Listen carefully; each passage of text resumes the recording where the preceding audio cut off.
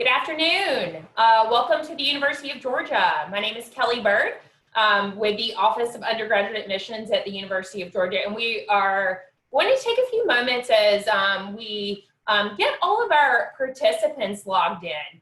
I do want to give a couple of instructions and let you know the layout of our virtual campus visit experience is going to be a 15-minute admissions presentation, a 30-minute virtual tour, and it's going to end with a 15-minute question and answer forum.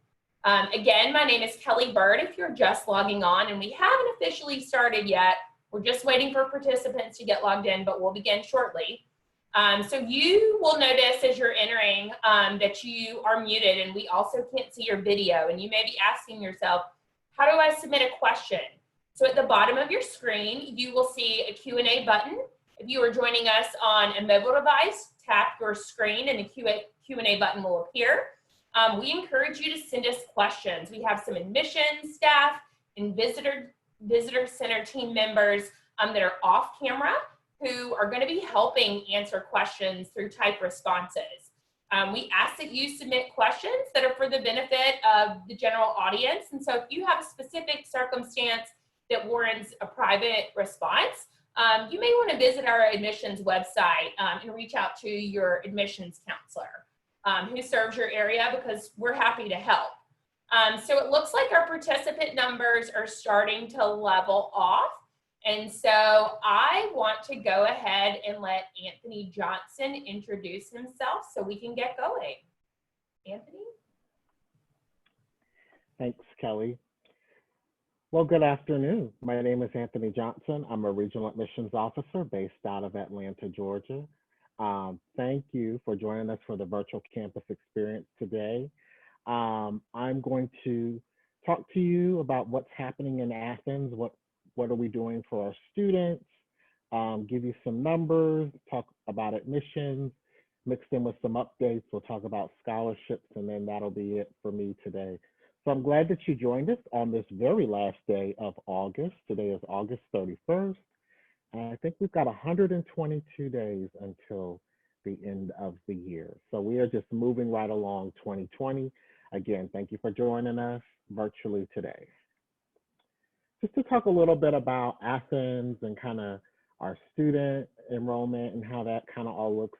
UGA is probably about 75 miles east of the city of Atlanta. So it's a beautiful college town, known for its arts, music, festivals, and the student visitor guides will give you more information about Athens in just a little bit, but we've got close to about 30,000 undergraduate students, close to 40,000 students. We also have 200 plus majors for students to choose from. As you can see there, majors.admissions.uga.edu. There's a search engine there. So let's say you typed in Netflix. If you like Netflix, if you type that in, what's going to pop up is entertainment and media studies. So lots of opportunities in terms of academic majors. We've got 17 schools and colleges that house all of our majors. Some points of pride that I want to go over. There are 3 points of pride that the university is excited about. The first thing I want to talk to you about is the honors program. And so the honors program is a wonderful opportunity for a student to have a smaller community within campus with faculty. So it's a smaller academic community.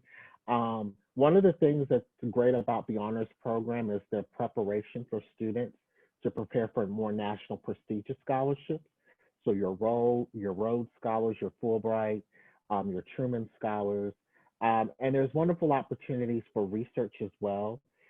They also house a couple of scholarships, the Foundation Fellows, and the Center for Undergraduate Research Opportunities all comes out of the honors program. For more information about the honors program, their information is on the screen here, honors.uga.edu. Please reach out to them if you have specific questions about the honors program. The next thing I want to talk about is experiential learning. And if you've never heard of that term, it's basically the university's way of saying we want students to take their education outside of the classroom. And so there are various ways that a student can do that. It could be through internships. It could be done through research opportunities. It could be done through service learning um, or study abroad. So there are various ways that students can do that. So instead of sitting in a traditional lecture class, you could be studying abroad in Antarctica. You could be doing an internship with General Motors or with another company. And so students get those types of opportunities. All of our students fulfill that requirement and it doesn't delay graduation. The last thing I want to mention with Points of Pride is the Double Dogs program. And we're very excited to be able to offer this as a large public research institution. The fact that students are able to pursue a bachelor's and a master's degree within 5 years is pretty fantastic. So whether you are doing it in the same discipline, so a master's in history or a bachelor's in history, a master's in history, or it could be in two separate disciplines. So it could be in engineering and then our master's of business administration. So that's something that a student can do as well. We have plenty of programs that you can look at for our Double Dogs program, and typically students can complete that within 5 years. When we talk about student success, we're just going to kind of give you some percentages of how our students are successful on campus. And the first one is the retention rate. And basically, if you've never heard of the term retention, it just means the number of students who return from freshman year to sophomore year, which ours is very high, as you can see here, 96%, and that is well above the national average. We definitely attribute that to the classroom experiences students get, the first year live-on requirement, the way students are allowed to get involved, and so forth. The next thing that I'll talk about is the graduation rate over 6 years. This is well above the national average as well. Keep in mind that 87% is very high, and the 6-year graduation rate basically is stating the number of students that even stay after the 4th year. So they may be pursuing their master's degree as well. So we're very excited about the graduation rate because it's very high for our student body. The last thing that I will mention is the number of students that are either employed or they're in graduate school or professional school. So close to 95% of our students have some type of post-baccalaureate degree program that they're doing. So like I said, that could be graduation, it could be working. And so we're very excited about the number of students who have some type of plan of action after they finish at UGA. So just to kind of talk a little bit now about the application and a couple little secrets that I want to really tell you all today. One of the secrets that I want to mention is that the application has gone live. So if you're listening today, you're a senior, the application has gone live on 3 different platforms. So the Common App, so we are now on the Common App. That is new information for you as well. We are also on My Coalition, and we are also on our website. So it is open. You can begin to complete the application if you so wish. You may start it now as you're listening to me, but the application is live right now. The second thing that I want to mention, as you can kind of see what's required, you will see something that says optional official SAT or ACT score. So that is the other secret.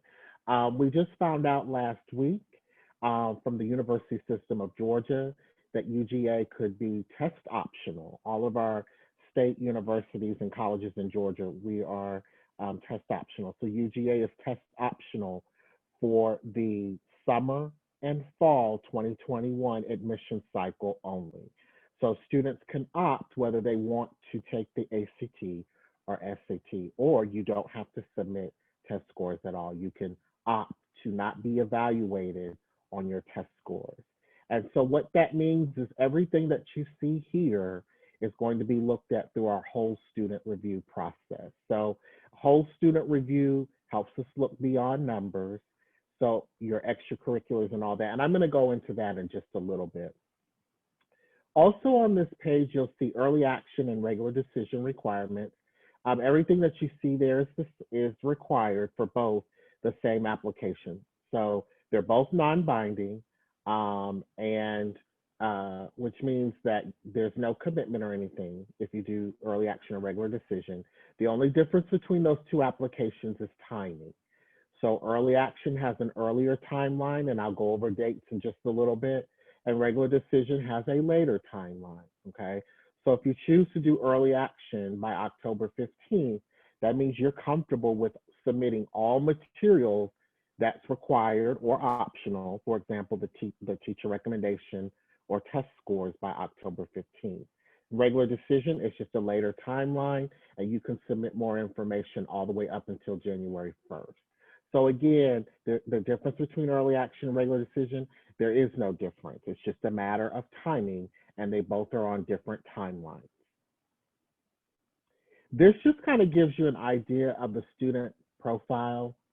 Our freshman class started on August 20th. So the first year students that are on campus now, they started classes on August 20th. This is a bell curve. So UGA does not have a minimum GPA. We do not have a minimum test score requirement, okay? So what you see here is the middle 50 percentile. So that means that 25% of the students were above and 25% of the students were below what you see here. Let me talk a little bit more about the whole student review process and when we talk about the context. So UGA admissions is always going to look at your core grades. So your 5 core subject grades, we're always going to look at those. We're going to look at your rigor of curriculum. So what are you able to take advantage of rigorously at your particular high school? So what is there that you can challenge yourself? Is it AP classes? Is it IB classes? Is it dual enrollment? What are you doing to challenge yourself, okay? We also will look at, or not, depending on the student, standardized test scores. Again, as I announced earlier, we are test optional for summer 2021 and fall 2021 first year admissions, okay? So those 3 factors we're gonna always look at, again, except for standardized test scores, unless you opt to have us review them or not, but you do not have to if you choose not to. We'll also look at extracurricular activities, leadership, involvement, short answers. The short answers are already posted on our blog. So there's 2 short answers that a student is required to do, and then optional teacher recommendation, okay? So again, when we talk about the context and the whole student review, that means your application will be read thoroughly with everything that you submit. And so this is your opportunity to illustrate your impact within your community. So whether that's community service, whether that's working part-time, whether that's playing a sport, an instrument, creativity is another thing, whether you've written a book, there's just lots of things that you have accomplished as a student. So all of that, you will illustrate that, and we will review that in our whole student review process.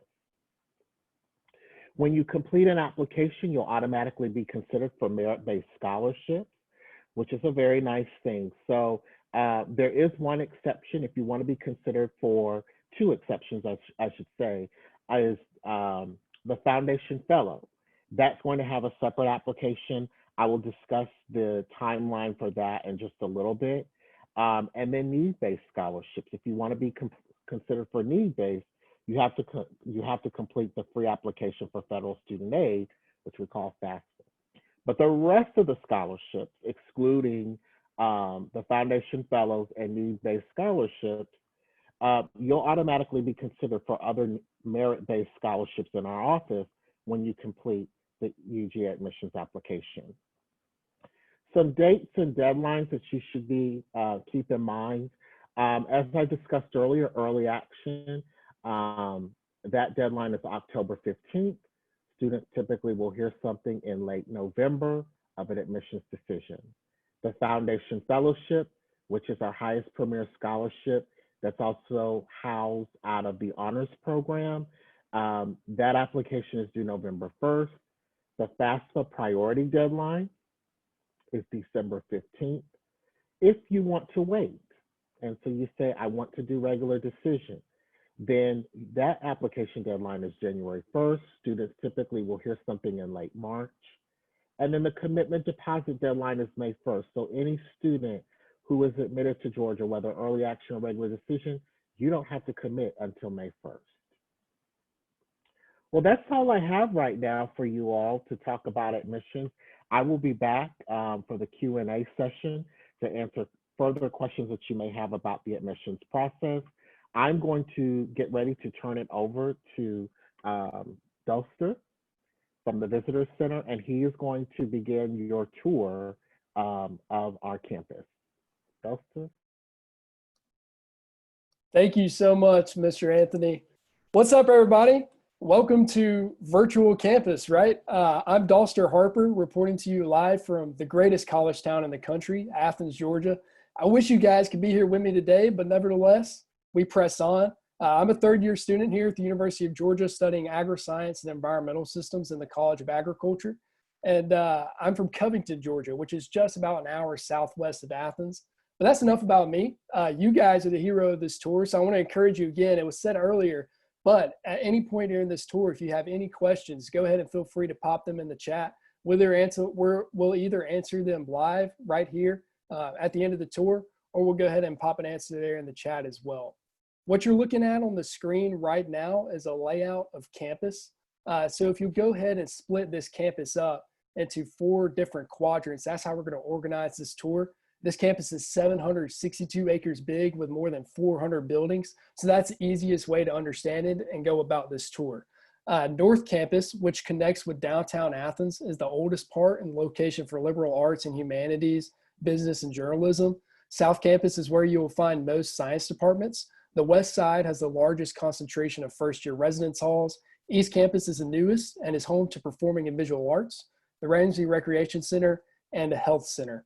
This first part of the tour that I'm going to be walking you guys through is going to be mostly in North Campus, creeping a little bit into Central Campus, and then my good friend Cameron is going to take it over after that, and she's going to walk you guys through West Campus, South Campus, and East Campus. Moving on to the next slide, we're looking at a picture of the beautiful downtown Athens area. UGA is located in Athens with a population of about 120,000 folks.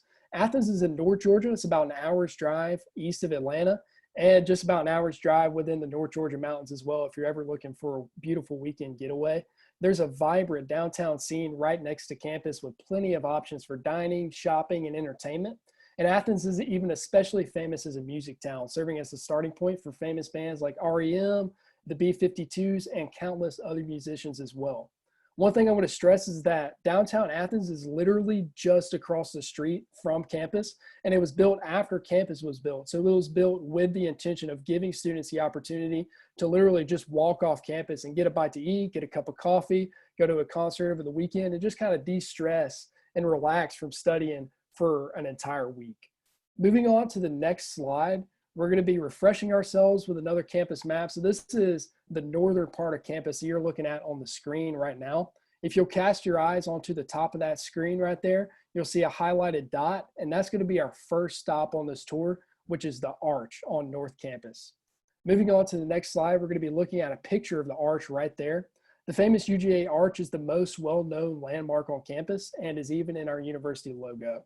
This arch is a 16-foot cast iron replica of the state seal of Georgia.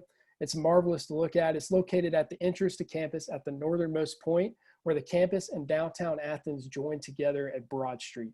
And we like that arch to sit right there as the first thing that you see walking onto campus, because that arch stands for the 3 ideals and values that we hold sacred to us as a university and to our students, which are the 3 pillars which hold up the arch and stand for wisdom, justice, and moderation. So immediately as you're walking onto campus, you know the 3 things that we stand for on this campus and what our students strive to live by here at the University of Georgia. As you walk past the arch, moving on to the next slide, we're going to be looking at a picture of the Holmes Hunter Academic Building right there to the right, the first building you come to after passing the arch. The offices of the Registrar, Student Financial Aid, and Institutional Diversity are located here in this building.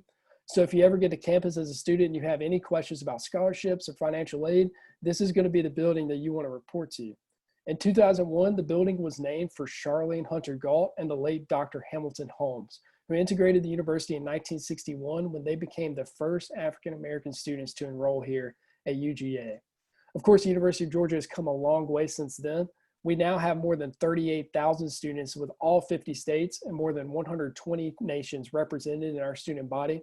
And trust me, I've been a student here for 3 years. I've seen it myself. There is a remarkable breadth of diversity within our student body, faculty, and staff here. It really creates a very diverse culture here at the University of Georgia where we're all enabled to learn from each other's surroundings, backgrounds, interests, walks of life.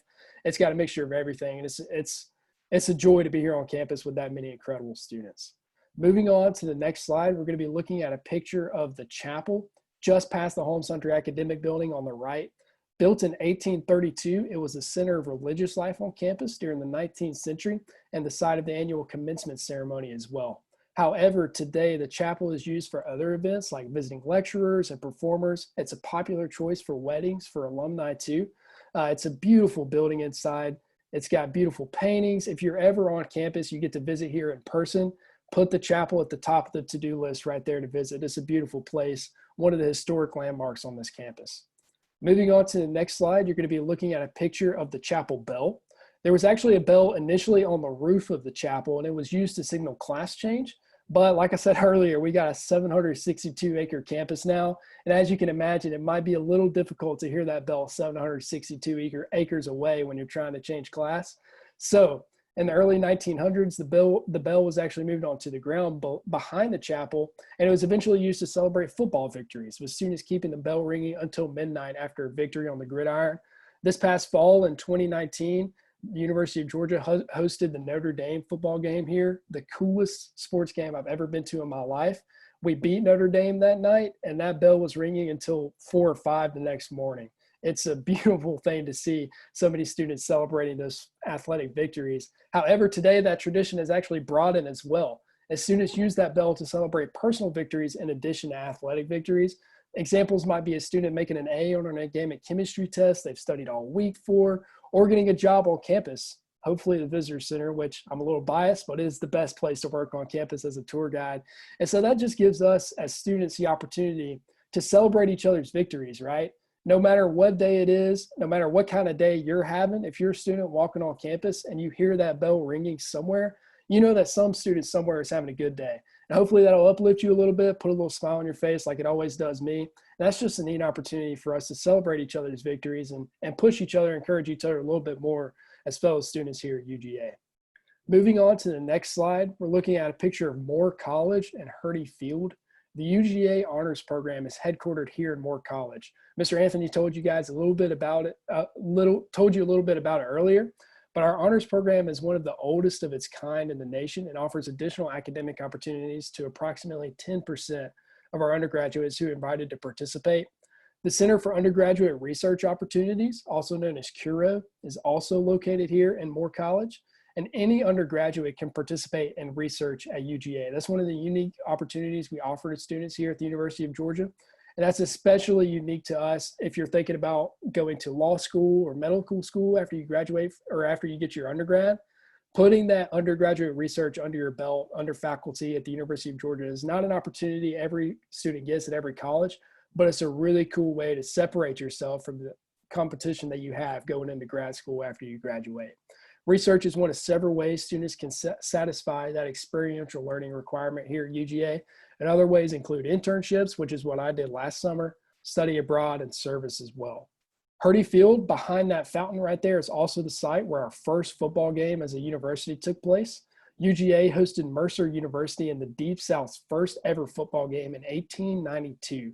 Today, Hurdy Field is also a popular place to study outside or take a break from studying for students as well. Moving on to the next slide, we're looking at a picture of Old College. Old College is the oldest building on campus. Built in 1806, this one building housed the entire university in its earliest years. From dorms, cafeterias, classrooms, everything was in this one building. The largest of our 17 schools and colleges, the Franklin College of Arts and Sciences, is also headquartered in this building. And the statue you're looking at right in front is of a man named Abraham Baldwin, the university's first president, who drafted the charter creating the University of Georgia and the first state legislature in 1785. And that made us, on 1785, that charter made the University of Georgia the first state to charter a public university, making UGA the birthplace of public higher education in America. That's something we're really proud of at this university, and that's a legacy that we hold our students to as well. If you get here at the University of Georgia, you become a part of the first. And so this university has the people, the staff, and everything it needs to equip you to become something to do the first of anything of its own kind. And that's a special place about here at the University of Georgia. Moving on to the next slide, you're looking at a picture of the main library, which anchors the quad on the other side of Old College. One of 6 library facilities on this campus. The main library is a popular location for studying, whether you're alone or in a group study room. There's also a cafe on the main level, and there are floors of study space along with volumes of books and manuscripts as well. And a large staff of librarians is, of course, ready to assist you at all times. If you flip on to the next slide, we're looking at a picture of the main library front lobby and reference desk. That's where we get that staff of librarians right there to help you out.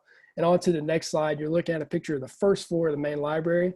This is where I spend a lot of my studying time here as a student at the University of Georgia.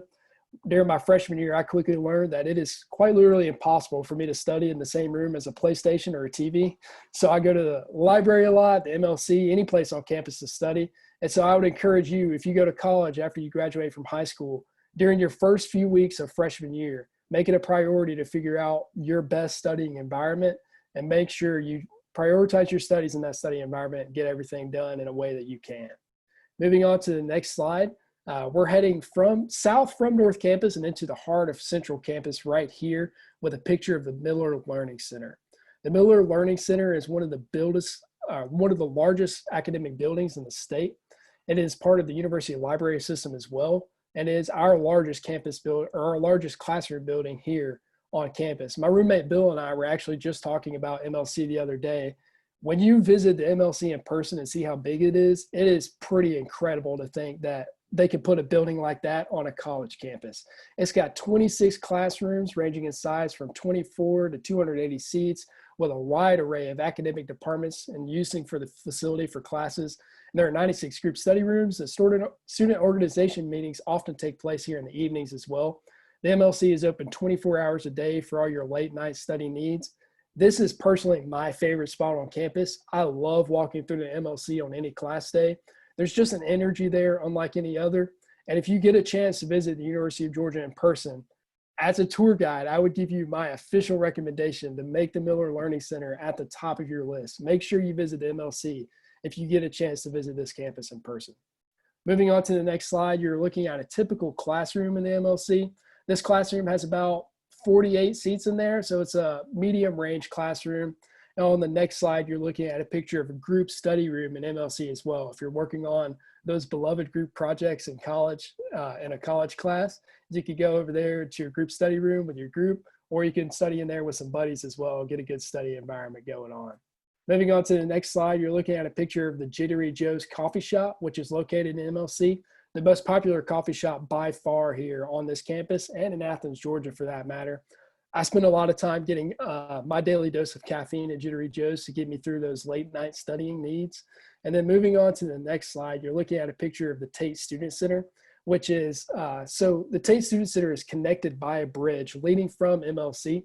And the Tate Center is much like a campus living room. So if you look at the MLC as like our office, the Tate Student Center is like a living room. It's got pool tables, TVs, video games in there. It also has a Starbucks coffee shop in there, Chick-fil-A, Penn Express, just a good spot for students to take a break in between classes on a class day. Moving on to the next slide, you're looking at a picture of the huge lobby right there in the middle of the Tate Student Center.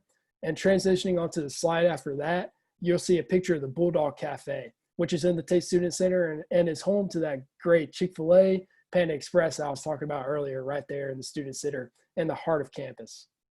On to the next slide, you're looking at a picture of the Tate Plaza, which is just outside the Student Center and is the crossroads of campus. If I had to choose a second favorite spot on campus, it would be this one, just because if at any point you're walking through the Tate Plaza during a class day, you're almost guaranteed to see somebody you know, give them a high five, a handshake, of course, pre-quarantine days. But that's just a good opportunity to hook up with some students or some friends in the middle of a class day. Moving on to the next slide, you're looking at a picture of Sanford Stadium in the middle of campus, just across from the Tate Student Center. Of course, this is a huge stadium, a work of art, really, if you think about it. Seats 92,746 fans on any given Saturday in the fall. It is an incredible place to be on Saturdays. And the stadium was actually built in 1929. And the first game in it was against Yale, which was a 15-0 UGA victory. English privet hedges surround the entire field of play. And as a student here at the University of Georgia, one unique thing about this stadium is that you actually begin and end your undergraduate career on this field with a freshman welcome, which you're looking at right now, the day before your first day of classes when you gather with all your classmates. And then, of course, at the end of those 4 years, you hear that commencement speech right here on this field, and you end your undergraduate career at the University of Georgia in the same place that you started. It's a beautiful place. I love it. Moving on to the next slide, you're looking at a beautiful night game of that Notre Dame Georgia football game, which I was talking about earlier. Fans surround this stadium. It's a great place to be. On to the next slide, you're looking at a picture of the best mascot in the Southeastern Conference, UGA 10, University of Georgia's Bulldog, who we have there on the field at every single football game that we partake in at home. And with that being said, that's going to conclude my portion of the tour. I know you guys are probably tired of hearing me talk, but I'm going to turn it over to my good friend Cameron. You're going to be in good hands for the remainder part of the tour. Cameron, you can go ahead and take it away. Thank you, Doster. Hey guys, my name is Cameron. I am a third-year International Affairs and Journalism major, and I'm from Canton, Georgia. I just want to remind you all that if you have any questions during the tour, please submit them through the question and answer feature on the screen. There are 3 people behind the scenes answering questions, and then there's also me, Doster, and Mr. Anthony to answer your questions at the end of my portion of the tour. So up to this point, you've seen some pictures of North Campus and Central Campus. So we're going to take a look at West Campus, where a lot of first-year students live. And then after that, we're going to explore South Campus and East Campus. So on the next slide, you'll see that across from the Tate Student Center is the Bolton Dining Commons. Bolton is the largest and newest of all of our 5 dining halls at UGA. The meal plan here at UGA is all you care to eat with unlimited food and unlimited entry on either a 5-day or 7-day meal plan for first-year students. In the next picture, you'll see how incredibly big Bolton is. It's 2 stories, lots of seating, lots of food options. The next picture shows you the Sunrise Cafe, which is a lot of people's go-to for breakfast in the morning. I personally have never, I've gotten omelets there, but a lot of people talk about the pancakes. I've heard that they're amazing. So that was the Sunrise Cafe. And then the next picture that you're going to be looking at is the UGA bus. So we have actually one of the largest transit systems in the nation, and our buses go throughout campus and beyond. We also added a whole fleet of electric buses, which is really amazing and something that we're proud of here at UGA. Because our transit system is amazing, you don't really need a car. However, students are allowed to bring their car and purchase a campus parking permit. Just up the hill from the center of campus where Bolton is, you will find the 3 largest residence halls and the heart of the first-year residence experience, Cresswell, Russell, and Brumby. Russell was renovated 2 years ago, and Brumby was renovated last year, and so those 2 are really beautiful and new. Each of these high-rises house almost 1,000 first-year students, and they are co-ed by wing or floor, with 2 students to a room and community bathrooms on each hall. All first-year students are required to live on campus, and don't worry though, there are 22 different residence halls to choose from, and around 50% of first years live in these 3 high-rises that you're seeing here. The next slide is a picture of a typical high-rise room. I'm pretty sure this was taken in Russell last year.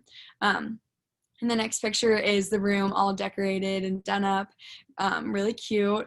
The next picture you're going to see our kitchen is a kitchen in one of the high rises. Throughout the high rises, there are kitchen and study rooms in each building. Other residence halls have different amenities.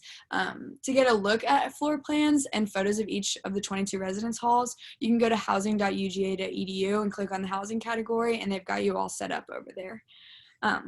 Moving on to South Campus, you are now going to see Snelling Dining Commons, which is another of the 5 dining halls on campus. Snelling is open around the clock during the school week.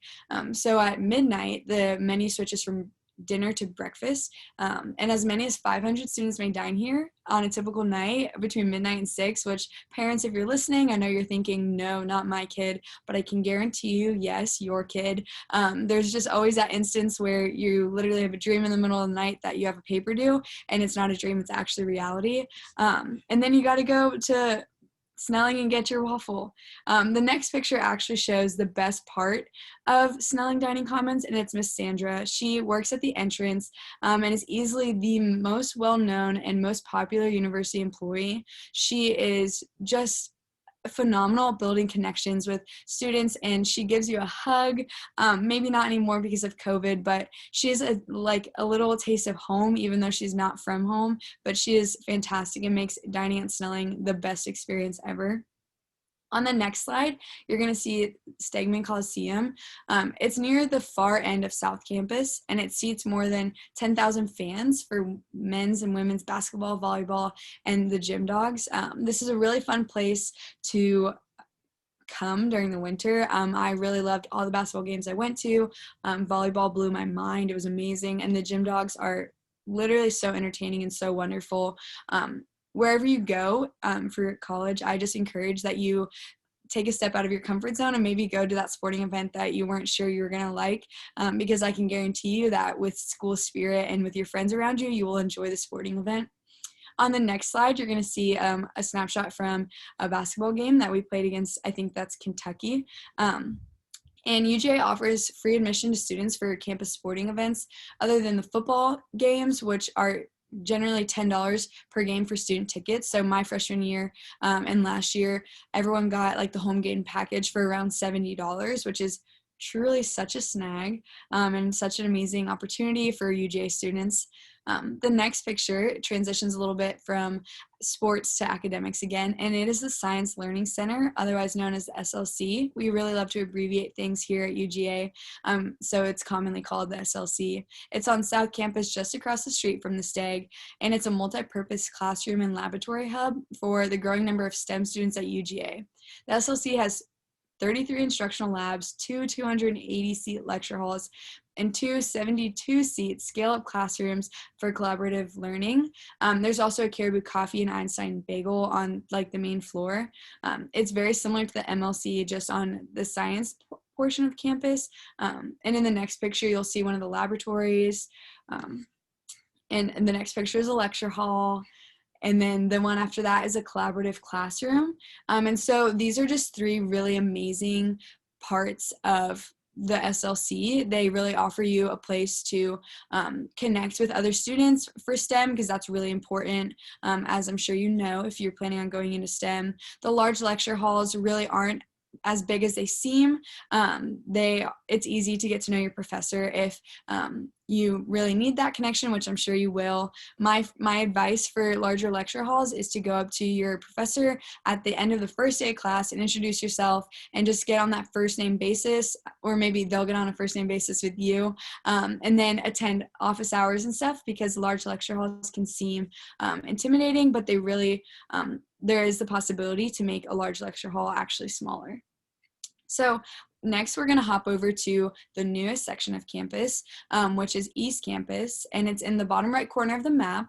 It is home to performing and visual arts, the recreation center, the health center, and some of the newest residence hall communities.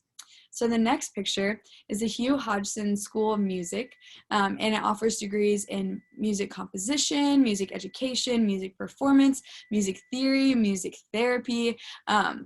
They have a plethora of majors and options for you there if you're interested in one of those. There are also practice rooms available for students to use, and students of all majors can use those. I've heard that it has amazing acoustics. One of my roommates actually plays piano and went there at least once in my freshman year, and I remember her telling me about how it's quiet and just perfect for her to just sit down and play the piano. The next thing that you will see is the Hodgson Performance Hall, and this seats about 1,100 people, and it's renowned for its world-class acoustic profile. Some really amazing people have performed there. I have yet to go to a performance, but I will say that's one of my biggest regrets so far, so I'm hoping that I can attend something soon. I've really just heard that it's just a beautiful and awesome time when you go to see something that's being done there. The next slide you will see is the Lamar Dodd School of Art, which has more than 1,000 students and more than a dozen degree programs, some of which include art history, art education, painting and drawing, sculpture, graphic design, studio art, the list goes on. I actually had a class in here my first semester freshman year, and it was always the highlight of my day. The building has a lot of windows, as you can see. It was designed to maximize natural light, and it's rated as one of the most sustainably built structures on campus. And so anytime I was here first semester freshman year, I really just felt like I was in the best learning environment that I had been in, because it's so bright in there. There's art everywhere. There's nothing boring about that building for sure. The next picture, you will see a studio space in the art school. The facilities in the art school are phenomenal. I also was in a drawing class for one day before I realized that I can't draw.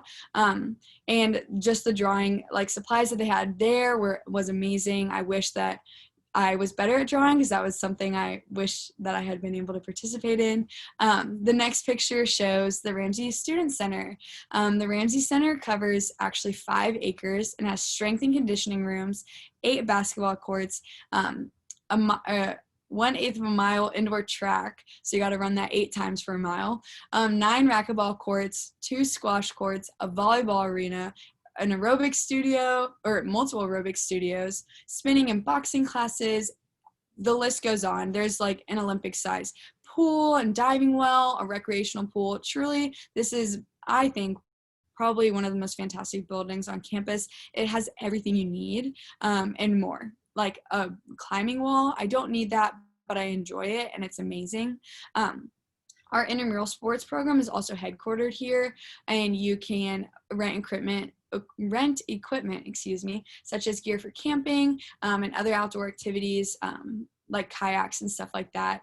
So on the next picture, you'll see the entrance to Ramsey, and it's really just a huge place. As you'll see in the next picture, there's multiple weight rooms, which offer a wide variety of guided fitness classes. There are personal trainer instructors that are employed through Ramsey. I personally really love using this facility. I think it's amazing that, it comes with being a student, and it's something I've really appreciated over my 2-ish years so far. The next picture is actually the University Health Center, and it is a fully accredited health care facility for our students, and each student, or all students, are assigned their own personal health care provider. So what that looks like is there's 4 different color groups. I'm in the gold one. And so what that means is when I walk into the health center, whenever I go, I see the same woman at the front desk. I see the same physician, I see the same group of doctors, so that they do that to make it more comfortable for you to go to the doctor. And so it's not like you're having to re-explain your whole health background, because that is a little intimidating to do, especially if it's your first time at the doctor by yourself, which is what happened to me. But they really made me feel at home, and they helped me out, and they were just amazing. And not that I want to go to the health center, because I would love to be healthy, but I know that when I go, I will have a very pleasant experience. And some of those services include dental care, the vision clinic, women's clinic, physical therapy, travel medicine, allergy clinic, counseling. It's really just, it has everything you need there, and is something that I really encourage you to utilize and take advantage of, because it is right on campus and they're there to serve you. And so the next thing you're going to see is a map of the entire campus. And so, as you know, we've just literally squeezed our 762-acre campus from the most northern point to the southern edge into this brief session. I truly hope you can come visit soon in person, but until then, I really am so glad that you joined us today. And truly, no matter where you end up enrolling, we wish you the best. And I can't even see you guys. I've never met y'all, but I know that you're going to succeed wherever you end up. What we've been challenged here is to commit to excellence wherever you are in your academic pursuits, and to make the most of the opportunities ahead of you. The only way you can do college wrong is to not take advantage of the opportunities placed before you, because college is such a unique time in that sense. Find a school that's a great fit for you, and that you can make your home away from home the way UGA has become a home away from home for me. Thank you so much for your attention, and now back to our moderator. Thank you so much, Cameron, Doster, and Anthony. That was really great content and information on the admissions process and what the UGA campus is like. And so at this point, we want to start our formal question and answer panel. So for attendees who are on the session today, as a reminder, at the bottom of your screen, you're going to see a question and answer button. So if you're joining us from your phone, be sure to tap that screen and the Q&A button should appear. We're going to go ahead and get started with that. And Doster should be back any minute.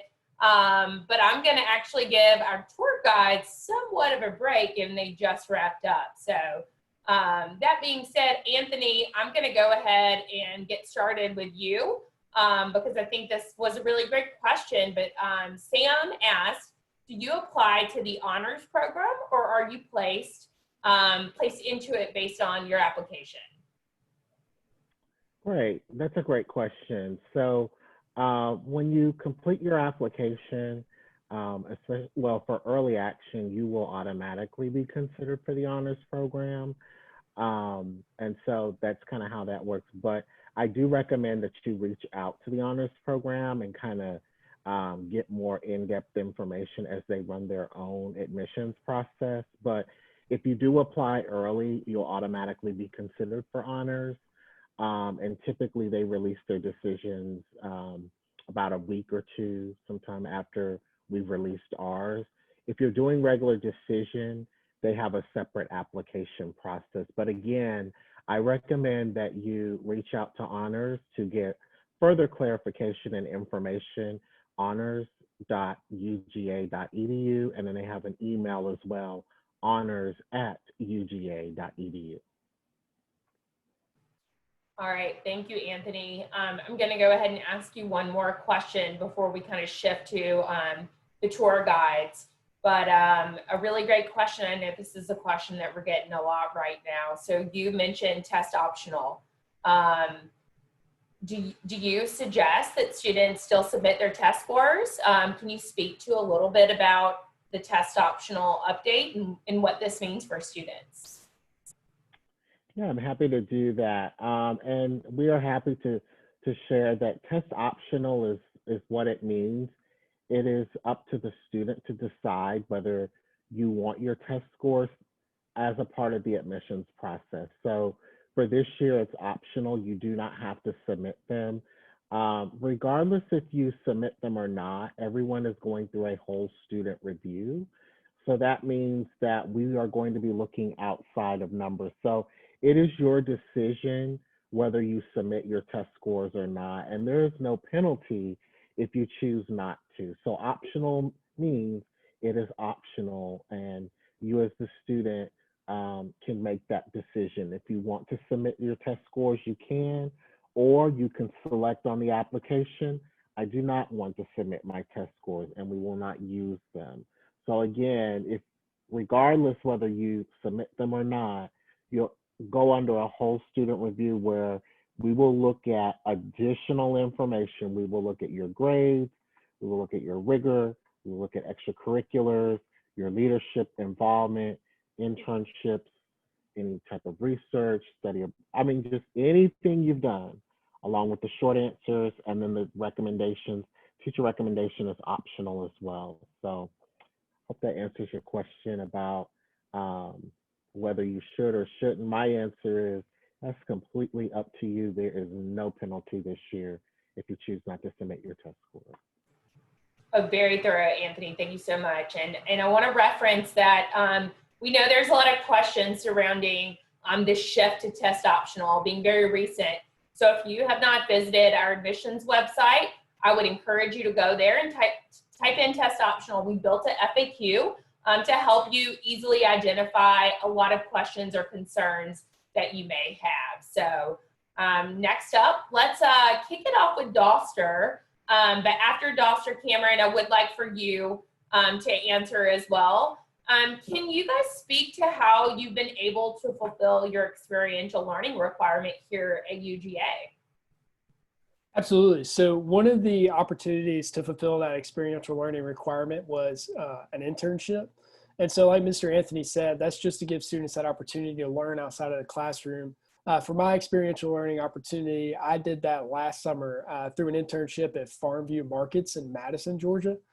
So like I said, I'm in an agri-science major here at the University of Georgia. So I study a lot of agricultural products and agricultural practices. And so I interned as a wholesale sales representative, advertising and selling beef, pork, and dairy products to consumers in the Madison, Athens, and Atlanta areas here in Georgia. Really cool opportunity for me. I worked under a guy named Mr. Keith Kelly at Farmview Markets. I learned a lot from him. He actually is a guest speaker here at some University of Georgia classes. He spoke in my Effects of Global Agriculture class. Just a cool guy to learn from. I worked under his belt all summer. Really cool opportunity to get to work in that farmer's market. If you're ever in the Athens area, Madison is about 30 minutes away here in Georgia, just off I-20. I'd recommend you stopping by Farmview Market. That was a cool opportunity for me to satisfy that experiential learning requirement. That sounds so cool, Doster. I didn't even know that. That's amazing. I fulfilled my experiential learning requirement the summer after freshman year. I got the amazing opportunity to study abroad in Prague with the travel journalism program, and it was just phenomenal. I ate so many great food dishes, and I learned so much. I got to learn from professors in Prague. We went to Germany and visited a Holocaust site and really amazing things like that. I also got to learn how to do travel writing, which isn't necessarily something I want to pursue, but now I know that I have the tools under my belt that if I find myself in Prague or Europe and I want to do travel journalism, I totally can. And it was just as much a learning experience as it was a gaining experience. I feel so much more equipped to go out in the world and travel by myself in a way. Like not having my mom there and my dad was really actually such a learning curve. But yeah, UGA is incredible and has so many study away options. If you want to learn more about that, you can go to studyaway.uga.edu, I'm pretty sure, and look and see what lines up with your major.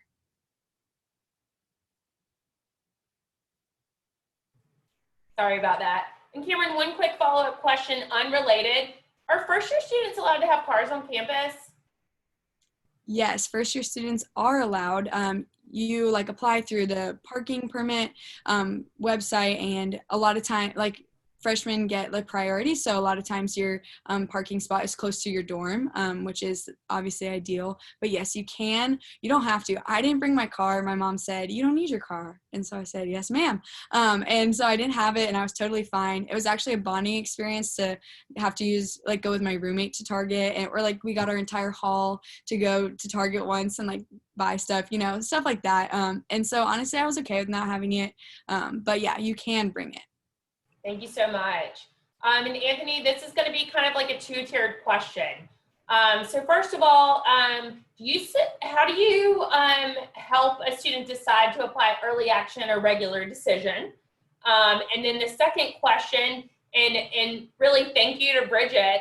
Bridget's looking to apply early action, but she won't be receiving test scores until October 15th. Will it still be possible to apply with those scores on October 15th? That's a great question, Bridget. I typically tell students, where's your comfort level on 2 dates? Where's your comfort level on October 15th? Or where's your comfort level on January 1st? So early action, regular decision is just a matter of timing. And so if you are comfortable with everything and ready to hit submit by October 15th, then you can consider doing early action. And so that also would include test scores. If you are choosing to submit test scores, you have to have taken the ACT or SAT by October 15th if you are choosing to submit them, okay? So Bridget, if you want to submit your test scores and you make that decision, you are allowed to do that up until October 15th. If you say to yourself as a student, I want my fall semester senior grades evaluated because I just had an awesome fall semester full of A's and B's, then you probably need to wait till regular decision because everything has to be submitted and ready by October 15th to do early action. So if you say to yourself, you need more time or you want more things evaluated, for example, senior grades, or you say, I want my December test scores considered, then you are self-selecting to do regular decision because of the later timeline. Did I get all of that? Yeah, thank you, Anthony. Okay. And one more question before we kind of shift back. And this is, I think, one of the probably the most frequently asked questions that we get here in admissions is there a certain amount of in-state or out-of-state students that we take, or cap or quota on city, high school, zip code? That's a great question. We have no quota. So we do not have a quota for in-state students. We do not have a quota for out-of-state. We don't have a quota for specific high school, zip code, county. There are no quotas used in our admissions process. Thank you, thank you. Okay, all right, let's start with Cameron this time. Cameron, can you speak to a little bit of what your classes are like, and are you able to build relationships with your professors? Yeah, I can totally speak to that. So there's always the opportunity to build relationships with your professors because of office hours. And that is something that I truthfully have found to be so incredibly helpful. If you're in a class of even 40 people, if you're not making that connection with your professor, you might just become like another face in the crowd. Granted, all of our professors are amazing, and so they really make the effort to like get to know who you are in your learning style and best cater to you. But going to office hours and sitting down sometimes starts with like what assignment you're working on, but then it also ends with like what your professor's favorite like flower is and how their new puppy's doing. And so just like really sitting down with them and spending time getting to know them, because also later on they could be a recommendation in the future. They could be a professor again in the future. Or for me, I got to study abroad with one of my professors from freshman year, obviously, and he was fantastic. And he's someone who's advised me about law school. And it's just like connections like that. They're really important. So I would encourage introducing yourself after the first class and going to office hours. Thank you. Joster, can you speak to your experience as a student in the College of Ag?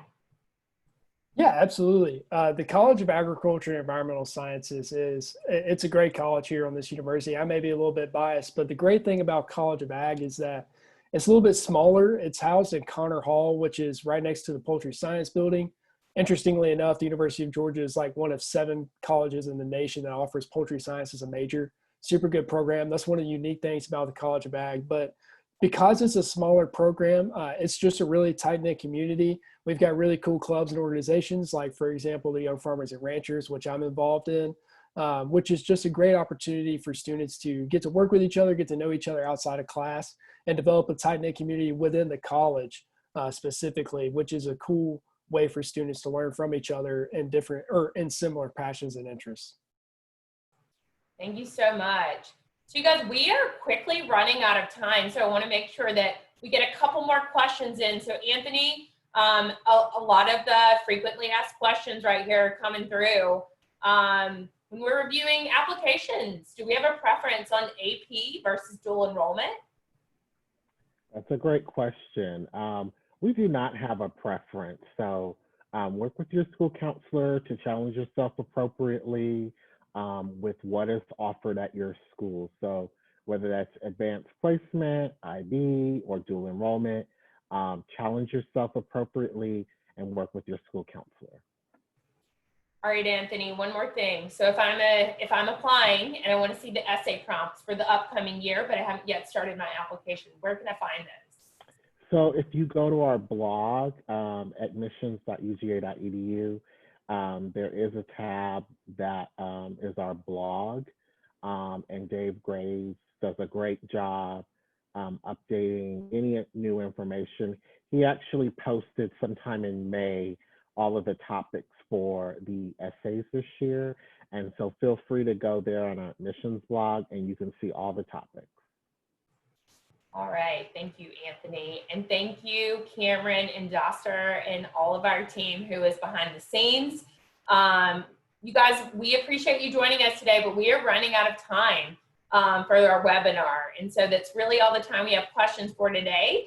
But know that after the webinar, you're going to be directed to a post-event link where you can find more information about our admissions process and what the UGA campus and student experience is like.